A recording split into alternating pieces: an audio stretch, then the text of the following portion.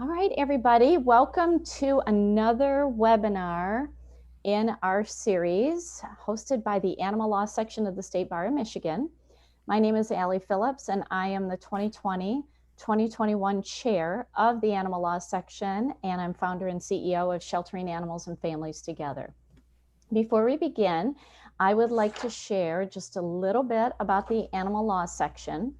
We were the first statewide animal law section in the United States, and we were created in 1995. So we have over 25 years of history in the section, and it is comprised of more than 200 animal law professionals.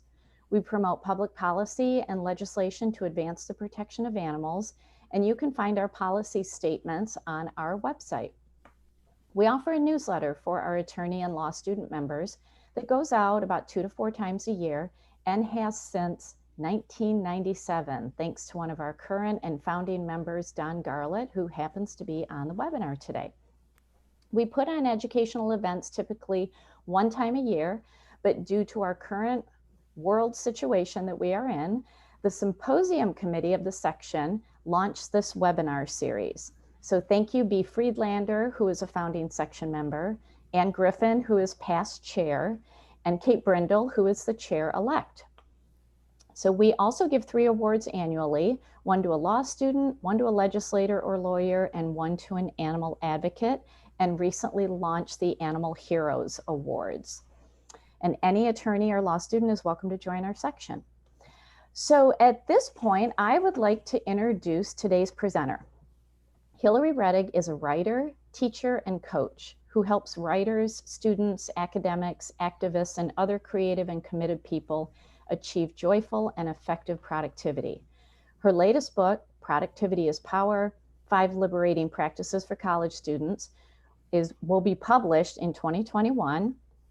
Her earlier works, The 7 Secrets of Prolific and The Lifelong Activist, have been translated into several languages.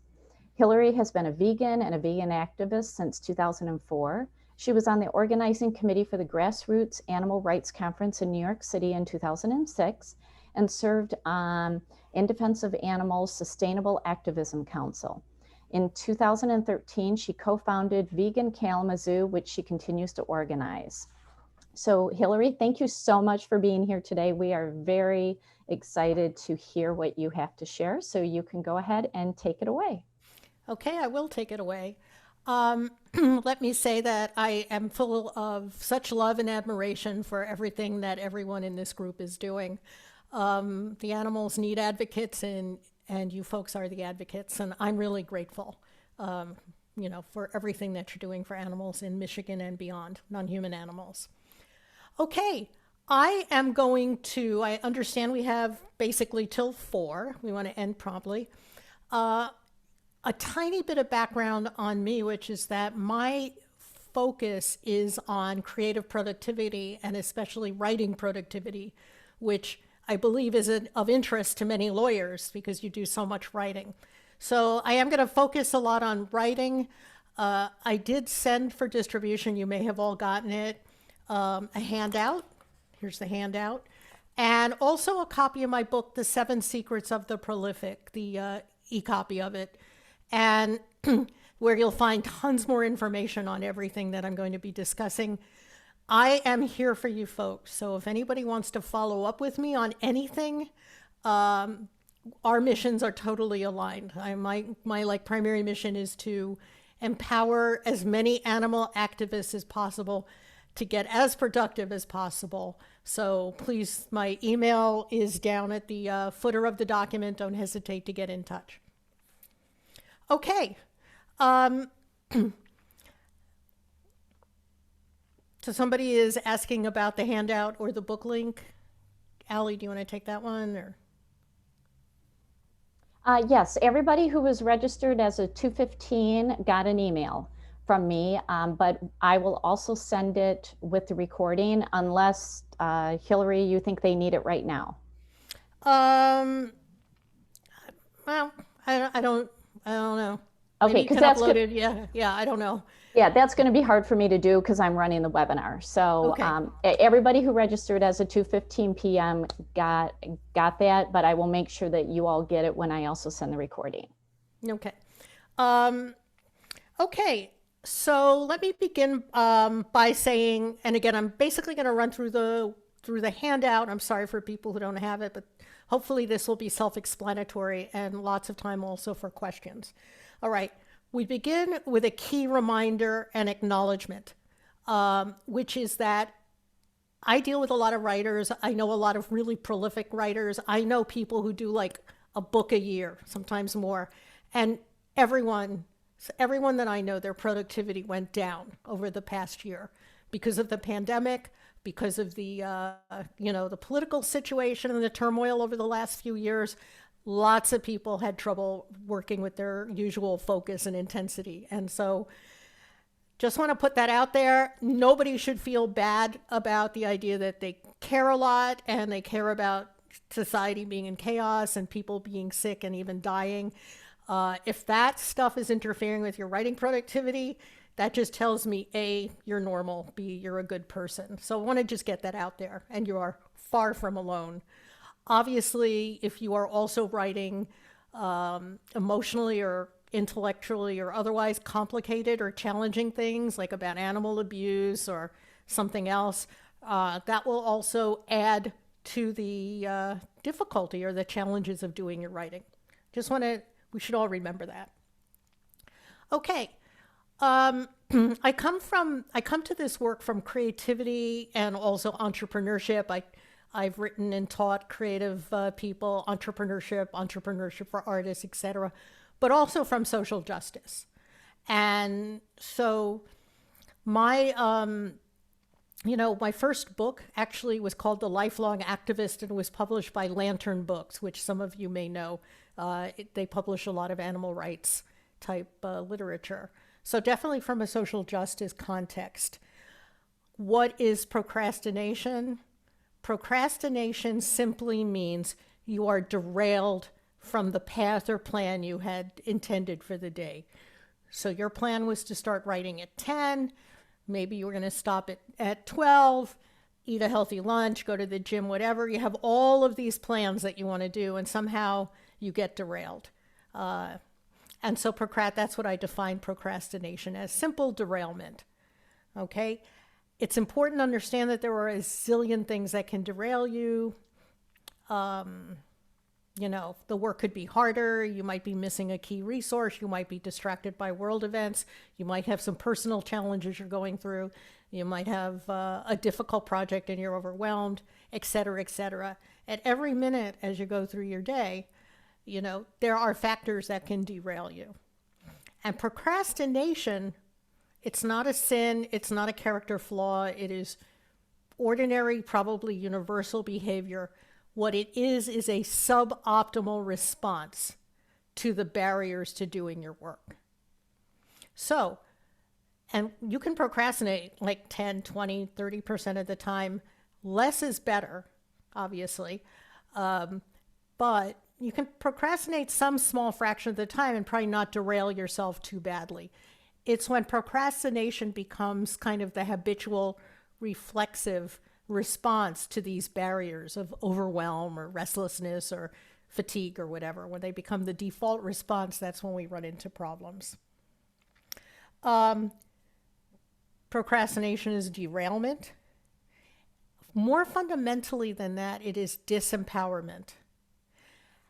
This is where the social justice comes in. So disempowerment, people who procrastinate are always like, what's wrong with me? Why am I so lazy? Where's my discipline? Where's my focus? What's my problem? Where's my commitment?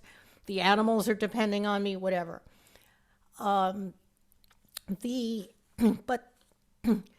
procrastination, disempowerment. So in other words, the people who are procrastinating think they're missing something. Why am I so lazy? Where's my commitment? But they're not missing something. Disempowerment means you have just lost access to that which you have. And there's plenty of proof because there's like lots of people who are disempowered or procrastinating on one topic in particular or one project in particular, whereas they do have all their energy and focus and attention on other projects. Many people are better at actually helping other people finish their work than they are finishing their own work. So these are just a few signs that procrastination, if you procrastinate, you're not missing something, you've just temporarily lost access to that which you have. Procrastination, you can also think about it, it's hiding, because if you don't do your work, then obviously people are not going to see your work. And in a way, they're not seeing you. It's also a form of isolation, and it's a way of staying invisible. So if you have to do some kind of court document, but the document's not ready, the trial may not proceed, your contribution, and you are invisible. So that's kind of what that is.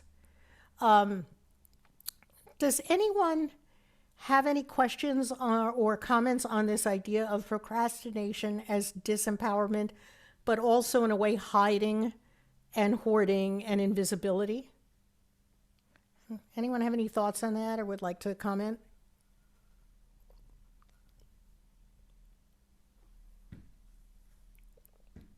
Okay, maybe a little later we'll have some more thoughts.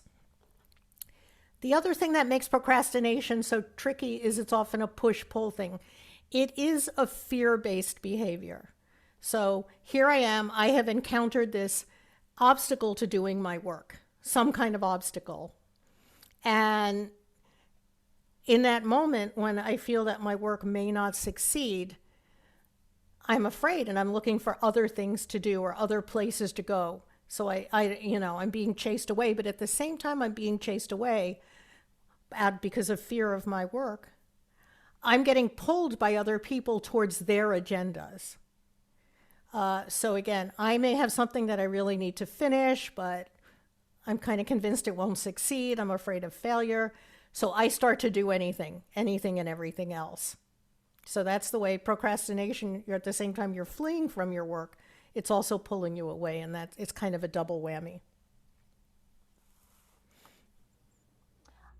Hillary, from the question that you asked, I have always felt that I procrastinated when there was something uncomfortable that I needed to do. Yes. And that's how I've always felt it. It's how I handle discomfort is I just procrastinate and hope that I don't have to do it. So I'm not sure if that makes sense. No, I think that's exactly right. With the added caveat is it's a disempowered response. So people typically, in a way, procrastination is the worst way to respond to these feelings of discomfort, fear of failure, fear of success, whatever. Because really, it might help in the short term. It might be soothing in the short term.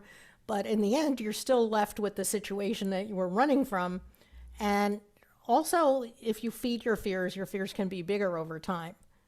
But yeah, definitely a way to focus on, escape from something that's really challenging.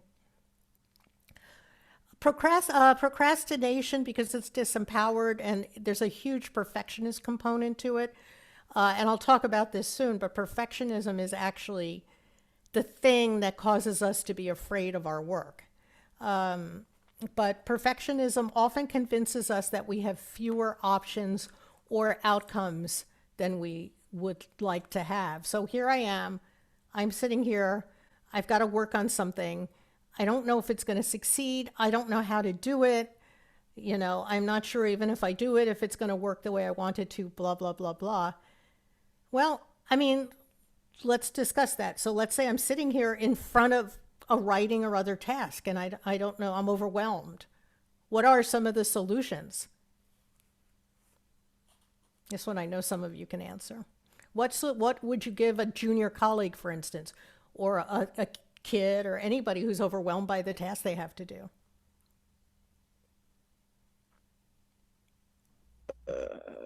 Break it down into smaller parts. Go break it down into smaller parts. Yep. Other suggestions? Yep, just take one step toward it and get one thing done and set a time limit, especially if it seems like, oh my gosh, this is such a big thing and I don't have time for it. Set a time limit, like 20 minutes, and you'll be amazed at how you get in the zone and you just get stuff done. Any other suggestions? Ask for help. Ask for help. One of the most empowered things you can do. So the point is, at the moment that you're being perfectionist or procrastinating, you forget your other options. You know, perfectionism basically gives you two options, which is do a fantastic, flawless, impressive, incredible, inhumanly fabulous job right now, or die trying. That's kind of the perfectionist core dilemma right there. And because you're busy blaming yourself, like, why aren't I better? Why isn't this easier? I have all this education, the animals are counting on me. I better step it up. And you're so busy blaming yourself, but blaming yourself, especially if you're doing it incorrectly or unfairly, that doesn't actually solve the problem. It actually makes the problem worse and misleads you to what the source of the problem actually is. I saw a couple of other people had their screens on. Does anybody else want to comment on that? Yeah, Hillary, this is Molly. I just, the idea of fear with something big, like a big project that just seems unknown, when I feel that, it is always helpful if I don't feel like the weight is all on my shoulders. And I know that if I'm working with volunteers on a project where maybe they're not familiar with something, trying to share that responsibility and say, that the outcome it's not all on you, like we're in this together. Right. Yep. And as one of the volunteers that Molly's working with, I can testify that that actually does work. So. What I would add to that, this is Ann Griffin. Hi, Hillary. Is that I will sometimes try to trick myself into getting started by not just breaking something down into smaller pieces, but then starting with the easiest one and trying to develop a head of steam that way, because then I feel like maybe I've done something and I kind of break the ice and it makes it easier to keep going. Yes. So again, and a lot of these solutions that you're all mentioning, I'm going to come back to because they are the right solutions. Hillary, I've got Don Garlett, one other thing. I'm not saying it's always true, but one thing I remember is best is the enemy of good enough. For sure. For sure. And again, that is the thing that the perfectionists tend to overlook. Also, I mean, again, my understanding of law is that, your writing in particular gets judged more closely and maybe in some ways more harshly than most other writers. I mean, I'm dealing with a lot of novelists and creative nonfiction writers, poets, things like that. And, everybody wants their work to be fabulous, but not everybody has their work evaluated. And sometimes, returned with a big red stamp on it that says denied. Not everybody has to cope with that the way lawyers have to cope with that. This is B. I was going to say that's where the activism comes in. If you're emotionally attached to something, you want it to be perfect. So you don't want to start something if it has such a high meaning for you. Right. So emotional distance is definitely part of productivity and prolific writing, and it can be harder to achieve in some contexts than others. And again, this idea, that the animals are depending on me or humans or whoever your activism about, that can weigh heavily on you. But at the moment that you're actually trying to do the work, you have to set that aside. Attempts to control the outcome, let me just say, like the writer Flaubert, the novelist, he famously said, success must be a consequence and never a goal. And so at the moment you're doing your work, you really do need to focus on just the act of doing your work. Anne Lamott wrote a famous book on writing called Bird by Bird, and she talked about how you want to look at your work through a 1-inch picture frame. So you're focusing on just the bit you're working on now. You're not looking at the whole project. You're not like looking at outcomes, expectations. That stuff is sort of in you already. You don't have to force it. That's, if you just free yourself to follow through on your process and, you know, the creativity that you enjoy doing that brought you to the field to start with, the work will be good enough.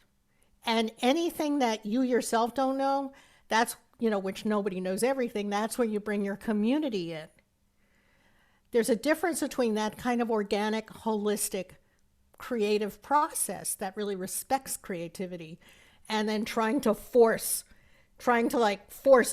a good outcome or an excellent outcome, blah, blah, blah. And any pressure you put on yourself really does not help. Okay, so again, procrastination is based in disempowerment. You've lost access to your strengths, your skills, your capacities.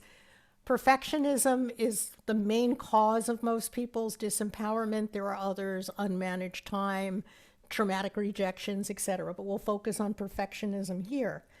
And disempowerment in the moment convinces you that you have fewer good options and fewer good outcomes than you really do. Again, perfectionist is like, I have to solve this problem right now, all by myself. It's got to be fabulous, or I'm a huge loser. That's that dichotomization, that polarization. Futility, which is another word for some of what we're talking about, is probably the most disempowering emotion of all. If you feel like the project is destined to fail, that's, like I said, the most demoralizing, demotivating, etc. that you can. So it's really important, you know, to choose your projects wisely, but also to define success, especially in an activist context, as broadly as possible. I mean, you know, right now, if I could wave a magic wand, the whole world would be vegan, you know, and everything that that implies. You know, that's not likely to happen. So I take my successes where I can get them. And I have heard people like Jean Bauer from Farm Sanctuary and other activists in other fields even talk about the same thing. You know, there's a lot of things that you could dwell on that can really disempower you and depress you and make you feel like things are hopeless. You just focus on the work that you can do and the things you can achieve and the positive things that other people are achieving around you. Some of you may have heard that. I think it was just yesterday or this week that the UK passed laws basically recognizing the sentience of non-humans. I think I got that right? Lawyers, always intimidated by lawyers. Got to get things right. So I think on one hand, you're like, okay, we all knew that already, but obviously it's a very good thing that that law passed, and it's a big success that will learn to others. So one of the solutions to underproductivity in writing and elsewhere is to create new options and outcomes for yourself.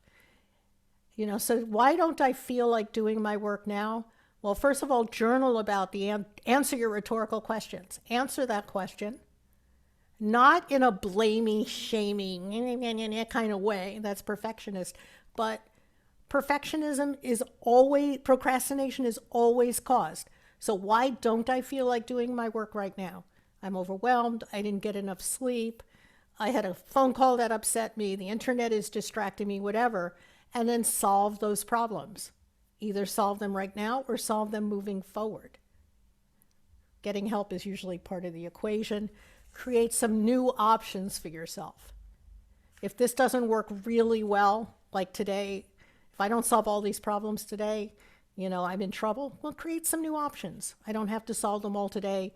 Somebody else can help me solve them. Maybe maybe this is the most important part of the project that I should be focusing on, and I should give the other to someone else. Okay.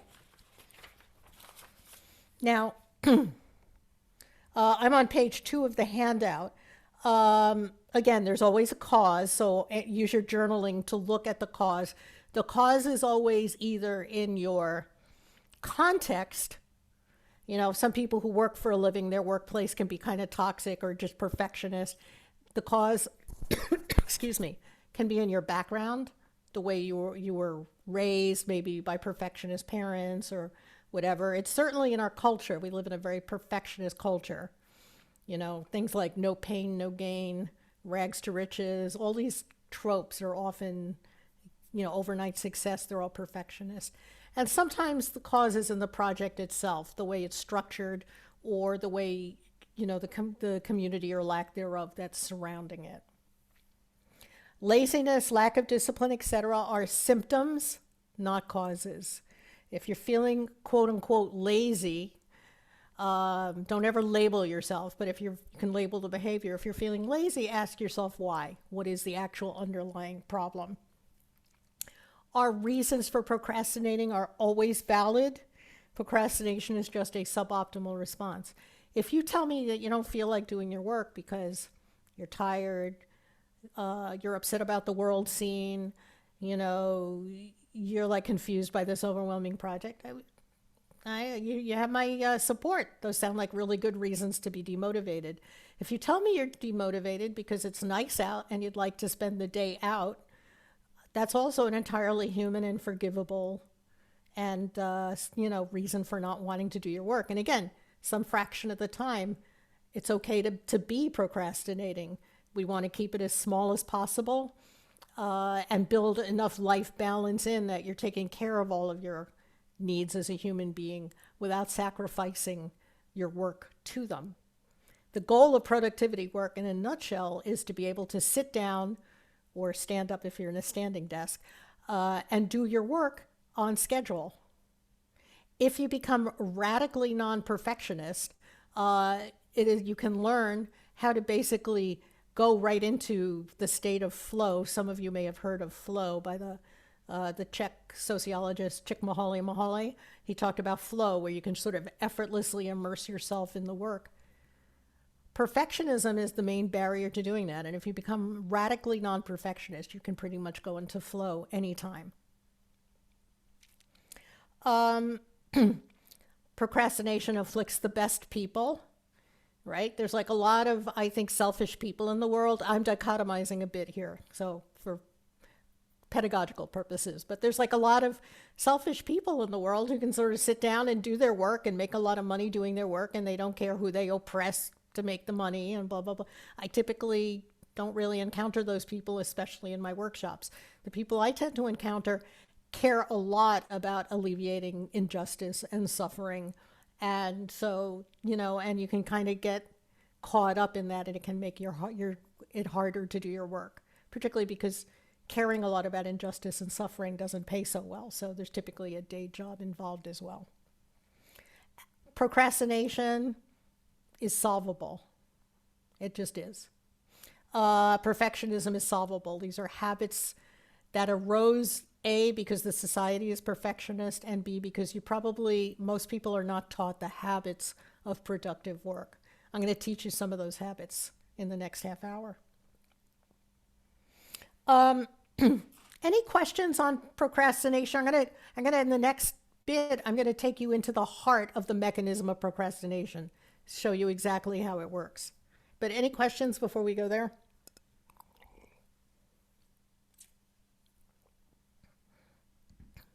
Is it clear? Is this model of disempowerment, is there anybody it does not make entire sense to? Because I would like to address that.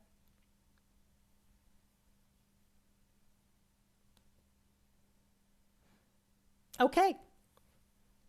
Thanks, Margaret. Good. Thank you all. Thanks, Molly.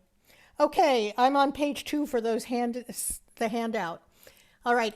Procrastination is also a process. And here's what the process looks like.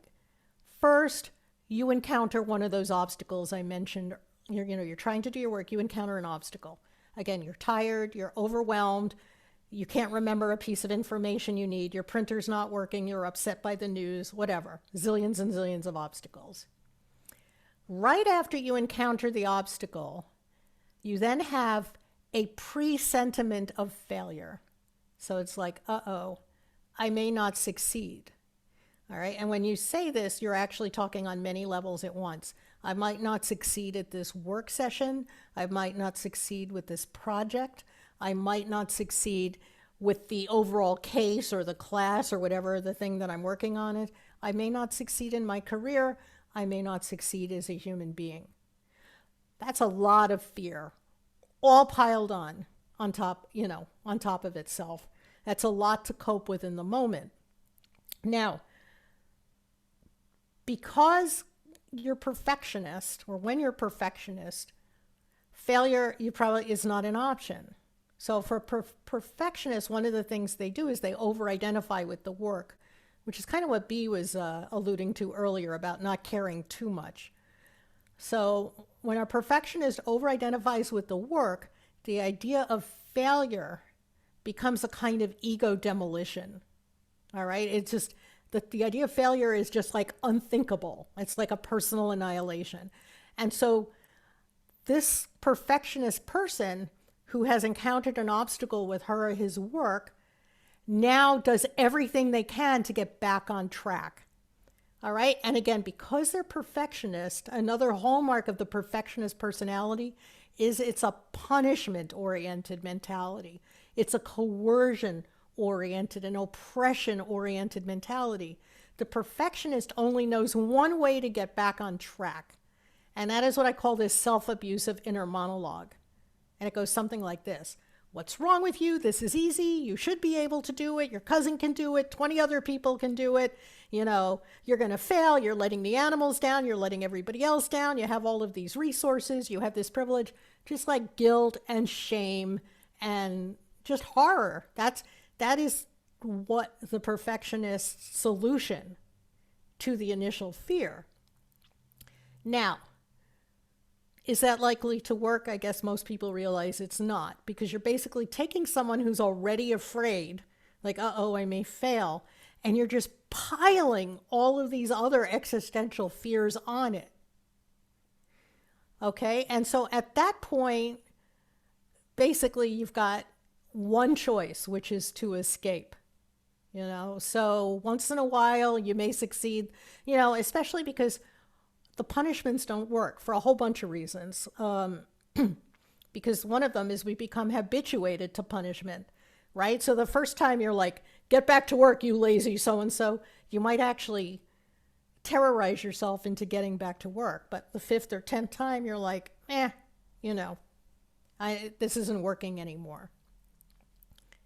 And just to be very clear, the punishment thing is, I would say it's unethical. As animal activists, vegans in some cases perhaps, I mean, we are all about compassion. And we should be at least as compassionate to ourselves as we are to everyone else. So this idea of like, get back to work, you lazy so-and-so, that is an unethical, uncompassionate, inhumane, unreasonable, whatever, way to treat yourself. And if you're one of these people, and there are a lot of them, who would never dream of talking to anyone else that way, but you still think it's somehow okay to talk to yourself that way, you need to get over it, because it's not okay, and you're just disempowering and terrorizing yourself. Okay. So you've encountered an obstacle, you have a fear of not doing your work, you're basically bullying, coercing, abusing, name-calling yourself to get back to work, and that doesn't work, and then you flee via procrastination. And let me just point out, there's like two basic kinds of procrastination. Again, labeling and generalizing here. We have the unproductive procrastination, which is basically, most of you are familiar, you know, when we watch junk TV or play video games or something for hours and hours on end. A lot of people are familiar with that. But even sneakier is what I call quasi-productive procrastination. And that's when you do something that's kind of useful, but it's not what you should be doing at the moment. All right. And that can be everything from, okay, I'm supposed to be writing XYZ, but I'll answer some emails instead. Or I'm supposed to be doing XYZ, but I'm going to help my coworker instead. Helping is good. Helping is fine. But the goal of this work is to sit down when you say you're going to do your work and do what you say you're going to do. Quasi-productive procrastination is also, I don't know, deciding, you know, if your laundry was like not a priority like a moment ago, and now all of a sudden it's the most important thing that you have to do, it's probably not about the laundry. Okay. So, and very, very sneaky quasi-productive procrastination is also when you work on another part of the project, you overwork another part of the project instead of doing the part you're supposed to be doing. And I work with many academics, and so that's where, you get the people, not just academics, but they research their thesis or their book to death, but never write. They revise it to death, but never hand it in. And I don't know, is there anybody, B or anyone, is there like a legal equivalent, a couple of legal equivalents of that where you overdo one part of the project as a way of procrastinating on the other? I absolutely do that all the time.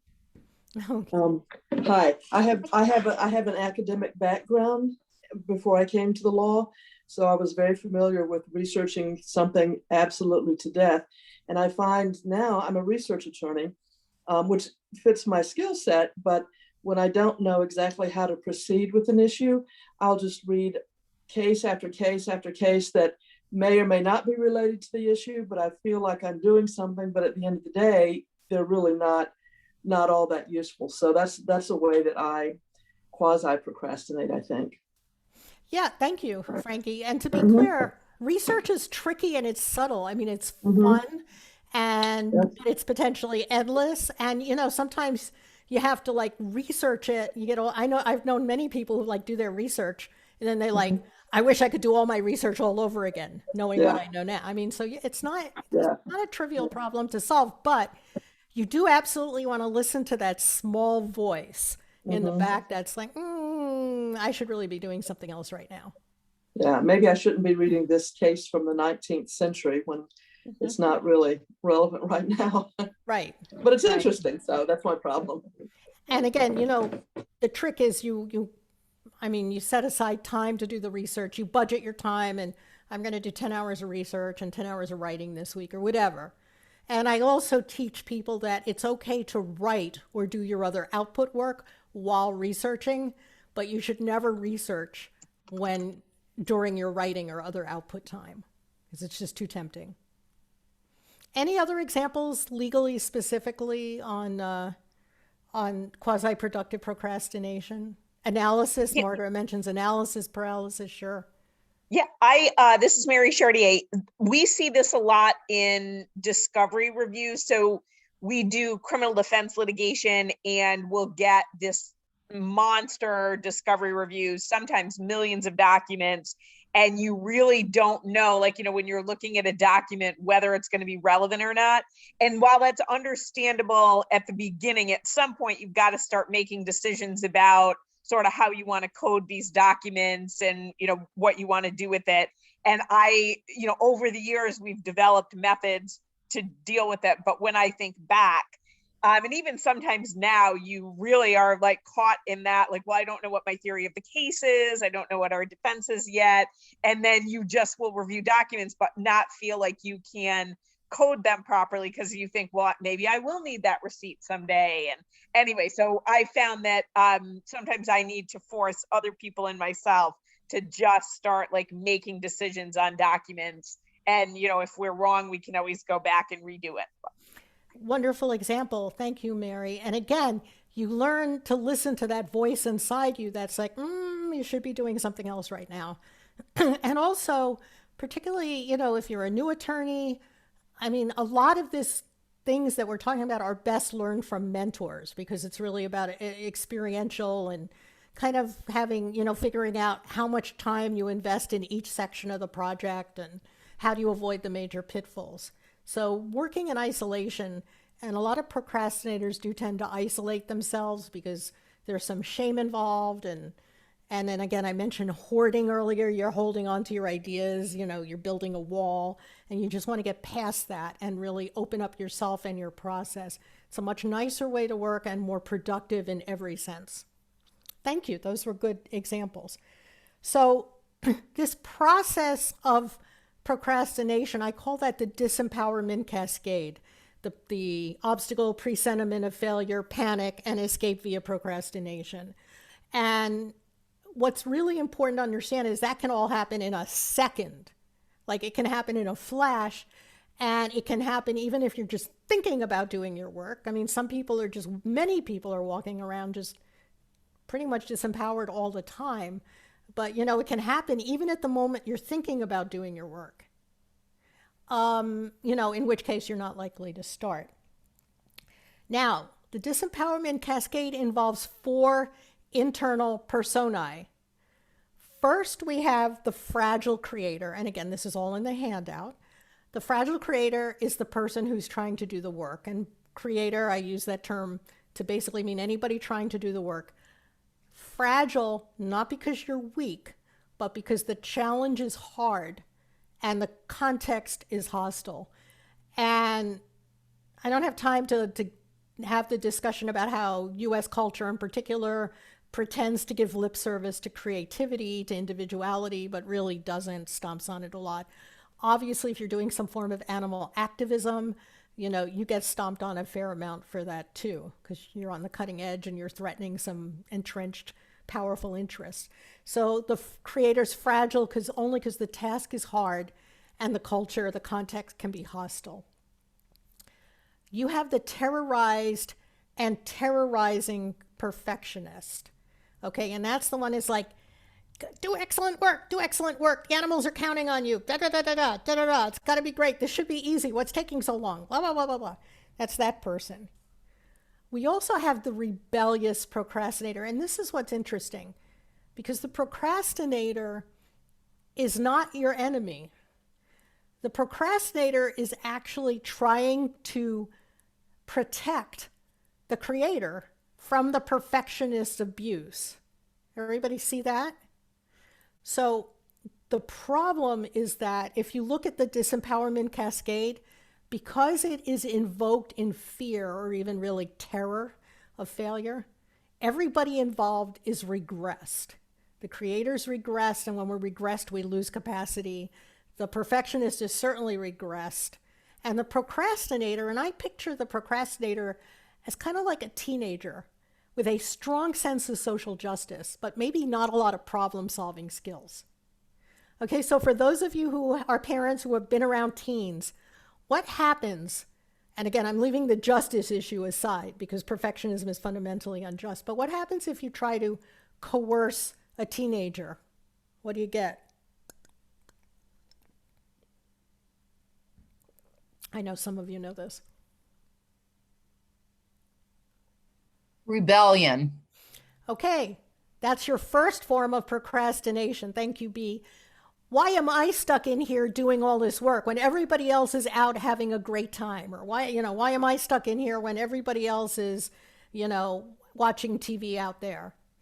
Does anybody know what happens if you keep trying to coerce the teenager? What's the next step?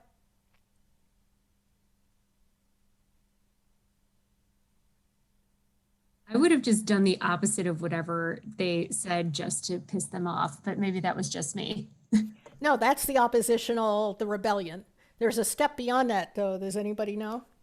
I would think shutdown. That's the step. So, and that's your other form of procrastination. I can't even begin to do this work.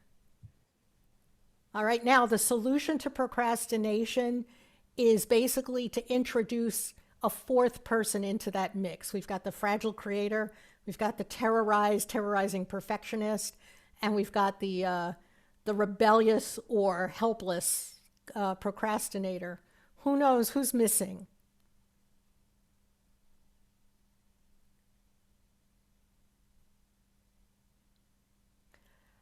How about the adult? There is no adult in that scenario. And the work of overcoming perfectionism and procrastination is basically the work of reintroducing that, or introducing in some cases, that compassionate adult affirming voice, which some of my students they call it the good grandma, the good grandpa, the wise coach. What are some of the things that the wise coach says to someone who's struggling with their work?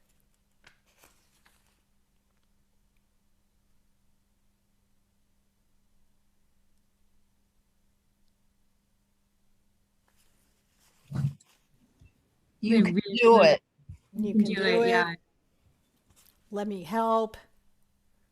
Let's break it up into pieces. Yeah, that's the voice you have to reintroduce inside. And when you reintroduce that voice, you're basically eliminating your perfectionism, and at the same time, you're eliminating your need to procrastinate, because the procrastination is invoked in response to your inner perfectionist setting an impossible situation, a no-win situation.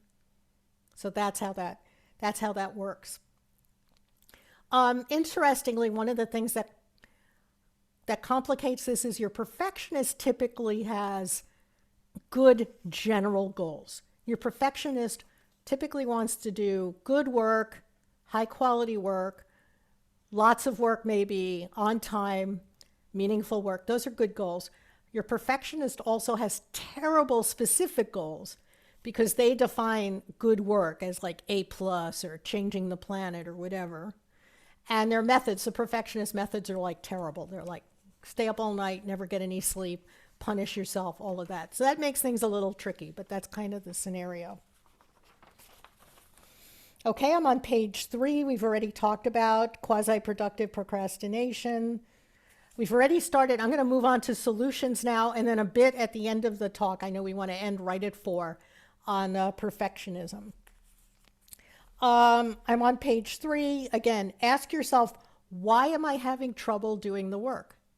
And then just answer the question. No shame, no blame, no guilt, ever. Ever. They're all perfectionists. They never help. They only set you back.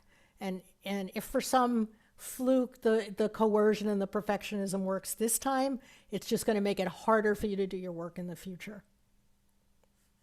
Okay? Instead of doing that, start problem solving. What's the problem? My printer doesn't work. I don't understand the techniques. I think this is I'm afraid this is going to fail. Just break it down and bring some help in. Okay, and I will just mention, I did mention this earlier, but I am available to all of you. All right, animal liberation is my jam. So if anybody here is like dealing with any issues with writing or productivity on any level, I am here for you. So please let me know. All right, more solutions. Resource yourself abundantly, to the extent you can. I know we don't always have like as much money or other resources as we have, but to the extent you have them, put them into the work. That is a very powerful, empowering thing. All right, the big suggestion, however, is to work disconnected from the internet. I am not going to ask who on this call is trying to work on the same computer that's connected to the entire rest of the world. The issue here is not about locating and developing some hidden, heretofore undiscovered willpower muscle. That's not what this work is about. This work is about improving your context to make it as easy as possible for you to do your work. And many, many writers I could quote, step number 1 is disconnecting from the internet. I don't know if you can see it, but there's my book writing computer. That's different from the computer I'm talking to you on right now, which is my social media computer. My book writing computer is like 10 years old with no modem. And well, guess what? It's a way easier to do my work. And it's not just me. I mean, this is many writers. Zadie Smith, Jonathan Franzen, they just say disconnect from the internet. Another good trick is to work in a space without clocks. I actually learned this when I was tabling for Vegan Kalamazoo. If I'm at the farmer's market tabling, and I'm checking my watch every 5 minutes, the time crawls. But if I just put my watch away and I can't get at it, it goes much faster and I get more done. So work in a space without clocks. And by the way, some of you may know, like this is the opposite of what like casinos, this is what casinos and stores also do. You don't see clocks anywhere in a casino because they want you basically to get lost and spend infinite time there.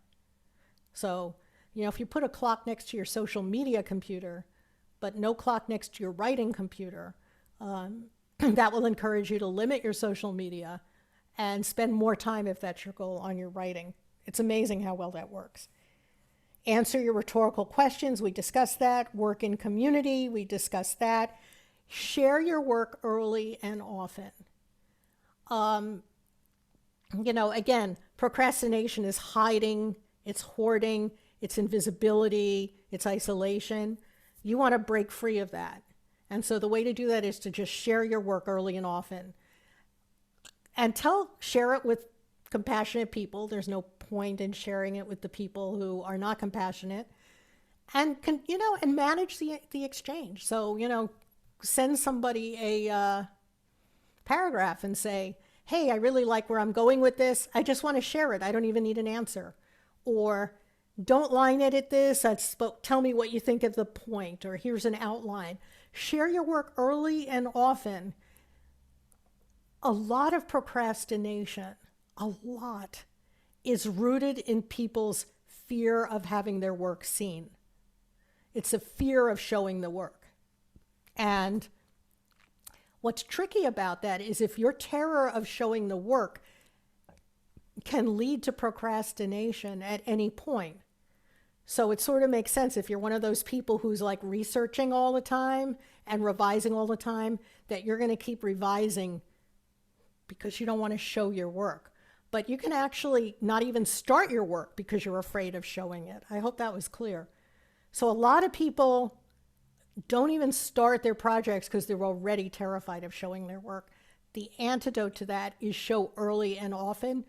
One of the exercises I have people do is to send me emails with intentional errors in them. And I can pretty much tell, and you can tell, how perfectionist you are by how unthinkable that is.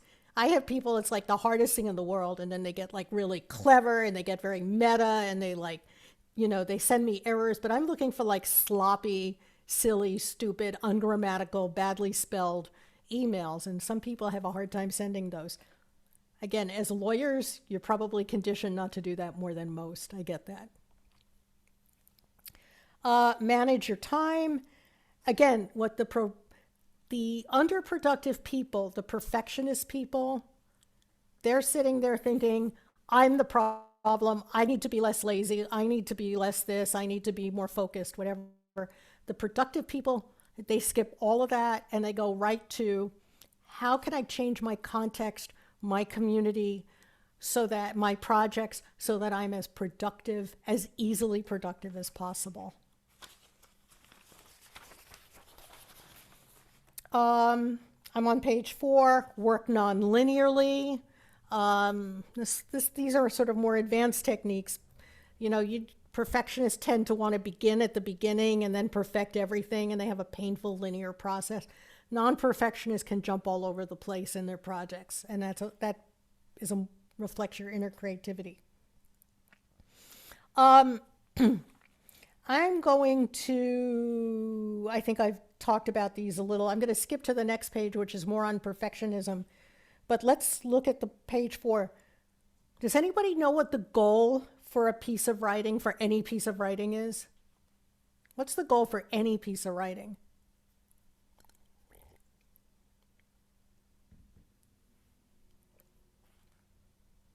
Anybody want to guess?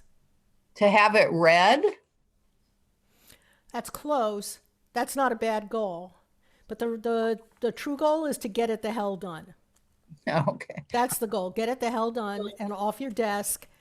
All other concerns about quality and this and that and impact and all that. Yes, we want our work to be quality and have an impact, but that can't be front and center. You just focus on your process, getting it done, getting help where you need it, get it off your desk. And in the process, developing your capacity so you can handle the next project, perhaps even better. Okay. All right. Page 5. Just a quick overview of perfectionism, because it's a much more widespread and systemic kind of situation than most people realize. I think I've actually, because of my social justice background, I've defined perfectionism more broadly than just about anyone else. My work has something in common with some of the critical pedagogy people, if you're familiar with that, although they tend to be more theoretical. I'm more nuts and bolts. All right, overemphasis on product versus process, on external rewards and recognition. And again, we want your work to be well received, we want it to be impactful, but you can't think too much about that at the moment you're actually working. It will shut down your creativity. Define success narrowly and unrealistically, use punishment or deprivation as a motivator. Talked about over-identification with the work. You sort of see what a trap it is. If you're defining success narrowly and unrealistically, like my work is only a success if I achieve this really hard, possibly potential goal, and then everything else is failure, and you're internalizing that failure and saying, not just that my project failed, but that I'm a huge failure, you can see it's a trap. And you can also see how procrastination actually makes sense if you're in the middle of that trap. Over-identification leads to exhausting mood swings, terror of failure. We've got grandiosity, things that are difficult or impossible for others should be easy for me. Short-sightedness, if things have to work brilliantly for me at this moment, every moment. Scarcity mentality, not enough help, not enough talent, not enough this, not enough legal sense, whatever, not enough research. And then I have a whole bunch of other characteristics that I think some of you will relate to. And this perfectionism, it's not and again, most of us are raised to think that a lot of these characteristics are good, that they're that they will build our success. But fortunately, there's a lot of work now that's sort of looking below that, like people like Brene Brown, looking at really, how shame is not good and all of the rest of it. I am going to stop here and, let you go over the lists. If you visit my website, hillaryreddick.com, there's lots of free articles on it. You can each have a copy of my book, The 7 Secrets of Prolific. If you feel like leaving a review on Amazon or Goodreads when you're done, that would be lovely. You don't have to get perfectionist about it. We only need like 2 lines for a review. And then I will, in a few months, have my book for undergraduates out. So would love that if you have any students in your orbit who might find this technique useful. But I want to thank you all for what you've done. I do want to thank Bea and Allie for setting this up. And onward and upward for the liberation of all species. I'll pass it to you, Allie. All right. Thank you, Hillary. This was amazing. I got so many great ideas because I'm a prolific writer too. So I love the idea about the separate computer that is not connected to the internet. I love that. So thank you so much. This was great. And I love how people were interacting during it. And thank you for sharing your book and these notes. I mean, that is so incredibly generous. And just for all the work that you're doing on behalf of animals and supporting those who are doing work to help animals. So we greatly appreciate all that you're doing. I'll also mention that this is actually the material I taught today is usually taught over 7 hours. So I appreciate, so I, particularly towards the end, I went kind of fast. So, but yeah, check out my website. I'm going to be doing some more online classes soon, and they work really well. And again, I'm here if anybody just wants to reach out. All right, and thank you everybody for attending. Because we live in Michigan and we love warm, sunny weather, we're going to take a couple months off of our webinar series, but stay tuned because we're going to come back probably in September. We're working out that information right now. But you can we have a YouTube page now, so you can just go into YouTube and put in Michigan Animal Law section. You're going to find us, and all the recordings are there that we've done so far. And I will be sure to send this recording to everybody who registered, along with making sure that you have the materials. So thank you, Hillary. Thank you to the Symposium Committee for helping to put this together. And we will see you all at our next webinar. Have a great day, everybody. Thank you again. Bye.